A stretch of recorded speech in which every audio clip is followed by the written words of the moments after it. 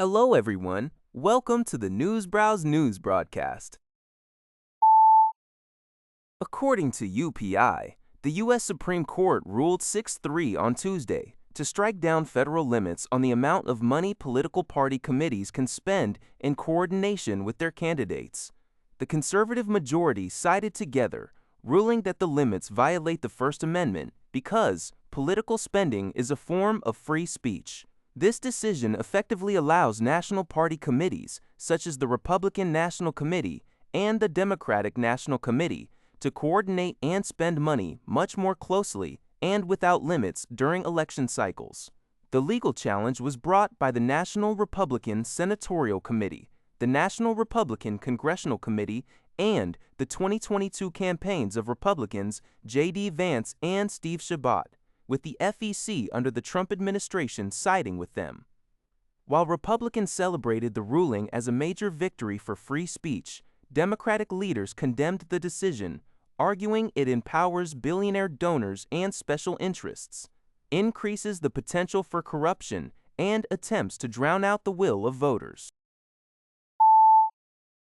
The U.S. Supreme Court has officially rejected a legal challenge brought by President Donald Trump aimed at limiting birthright citizenship. In a ruling delivered on Tuesday, the court voted 6-3 to uphold the long-standing interpretation of the 14th Amendment of the U.S. Constitution. Chief Justice John Roberts, writing for the majority, stated that individuals born within the United States are subject to its jurisdiction and are entitled to citizenship at birth, regardless of the legal or temporary status of their parents. This decision effectively blocks an executive order signed by President Trump during his second term, which had sought to deny automatic citizenship to children born in the U.S. to parents who were in the country illegally or on temporary visas. As reported by Sing Tao, the ruling reaffirms the principle of birthright citizenship, which has been a cornerstone of U.S. immigration law for generations. The case highlights the ongoing debate regarding national sovereignty and constitutional rights in American politics. According to Al Jazeera, Israel has significantly accelerated its land-grabbing operations across Gaza and the occupied West Bank. In Hebron, authorities have begun permanent structural alterations to the Ibrahimi Mosque, including the installation of steel beams, while blocking the Muslim call to prayer. Meanwhile, in Gaza, Finance Minister Bezalel Smotrich announced that plans for 3 new settlements in the north are complete, and Israeli forces continue to expand control markers westward. This expansion comes amidst severe human rights concerns. A UN Independent International Commission of Inquiry recently reported that Israeli forces have deliberately targeted and killed thousands of Palestinian children, citing this as evidence of genocidal intent, a claim Israel has dismissed as a sham. Additionally, local and international monitors, including B'Tselem, continue to document frequent settler violence in the West Bank, including arson and the seizure of vital water resources.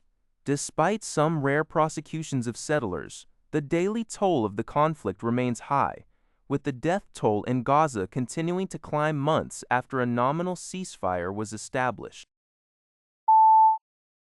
According to Al Jazeera, intensifying Ukrainian drone attacks on Russian energy infrastructure have caused severe fuel shortages inside Russia, forcing President Vladimir Putin to make a rare public admission of rationing and long queues at petrol stations. Ukraine has targeted key refineries and processing facilities, including the Norsy refinery and the Orenburg gas plant, using long-range homegrown drones to strike deep within Russian territory. These operations specifically target the high-value horts of refineries, which are expensive and slow to replace. Analysts report that the resulting fuel crisis is disrupting daily commutes, goods transportation, and the crucial wheat harvest, while also driving up inflation. However, the Russian military remains prioritized and has not yet suffered a direct impact on its logistics. Experts suggest that while the crisis is unlikely to trigger an immediate regime collapse, it politically corrodes the government's legitimacy by undermining the implicit state bargain of security and stability in exchange for citizen compliance. Furthermore, Ukraine may target pipelines as the autumn heating season approaches, potentially worsening the crisis. According to a report by Al Jazeera, a Jordanian rescue team has successfully saved a toddler who had been trapped under earthquake rubble for 6 days in Caracas, Venezuela. The rescuers utilized advanced thermal imaging technology to locate the child amidst the debris. The rescue comes in the wake of back-to-back earthquakes that recently struck the South American nation, causing widespread devastation.